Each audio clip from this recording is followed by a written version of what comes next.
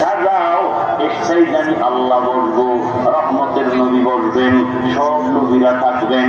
এবার আমি আল্লাহ 70,000 নূরের পর্দা উঠাইয়া আমি আল্লাহ আমার আশেক দ্বারা ওদের সামনে এমন ভাবে দেখা দিব, পূর্ণিমার চাঁদ যেমন ভিড় ছাড়া সবাই দেখতে পায়, কোনো ঝগড়া নাই, ধাক্কা ধাক্কি লাগে না।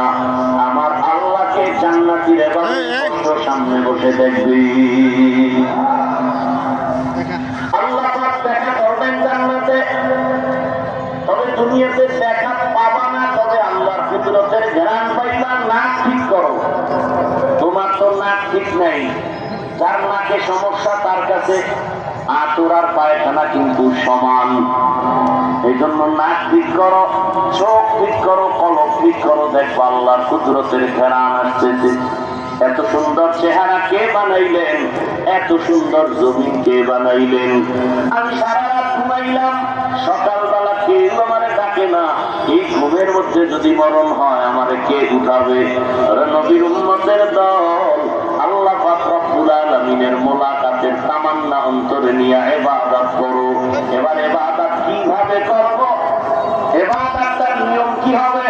এক কথায় জবাব, তুমি জীবনে যা করবা সব ইবাদত। কিভাবে করবা? একটাই মাত্র ভাব, মদিনাওয়ালা নবীর আদর্শ। নবীর আদর্শ মতে হাসি দাও ইবাদত, নবীর আদর্শ মেনে কান্না করো ইবাদত, নবীর আদর্শ মেনে ঘুমাও ইবাদত, নবীর আদর্শ মেনে খানা খাও ইবাদত। নবীর আদর্শ নাই এমন কোন কাজ আসেনি। ও আমার কলিজার যুবক,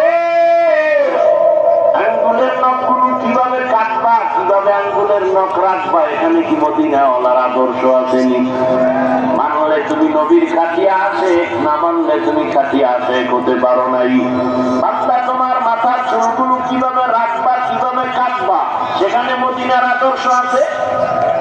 মানো না কেন? মোহাম্মদরে ভালো লাগে না, তাই তো? হ্যাঁ, তোমার চুল ক্রিকেটারের ডিজাইন কেন করে ভালোবাসি? তাহলে প্রমাণ হয়ে গেল তুই মদিনার রসুলকে ভালো